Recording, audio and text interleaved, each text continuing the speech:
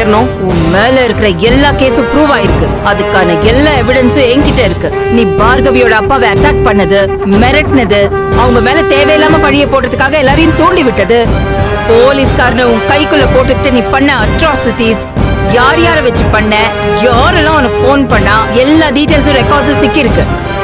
அது எல்லாத்துலயும் இருக்கிற உன் வாய்ஸையும் எடுத்தாச்சு. ஏறே அறிவே.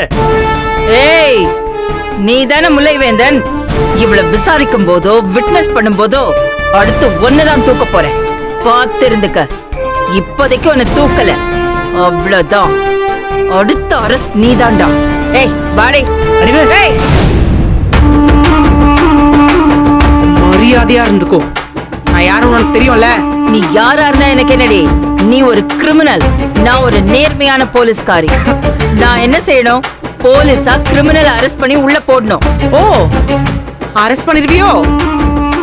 இந்தாரு, கோர்ட் வரைக்கும் தான் நீ. அதுக்கப்புறம் நான் என் விளையாட்டை காட்ட ஆரம்பிச்சிருவேன். கிளம்பு கிளம்பு. அறிவே. இவ்வளவு வேலை பண்ண ஒண்ணு சும்மா அரெஸ்ட் பண்ணுவேனா? எல்லா எவிடன்ஸும் பக்காவா இருக்கு. அத ப்ரொடியூஸ் பண்ணி எல்லாத்தையும் கணக்கு பண்ணி உன்னை வருஷ கணக்கா உள்ள தள்ளுனா இல்லையான்னு பாரு.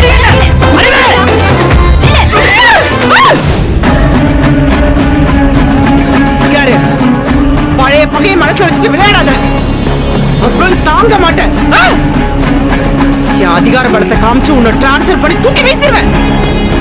அதுக்கப்புறம் என் ஆள் பலம் அதை வச்சு உன்னை எல்லாமே பண்ணிடுவேன். ஏய், நீ இப்ப ஏறலன்னு வச்சுக்கோயேன், நடு ரோட்ல உன் புடவையை கட்டி அடிச்சு தூக்கிட்டு போவேன். ஏறுவிய மாட்டியா?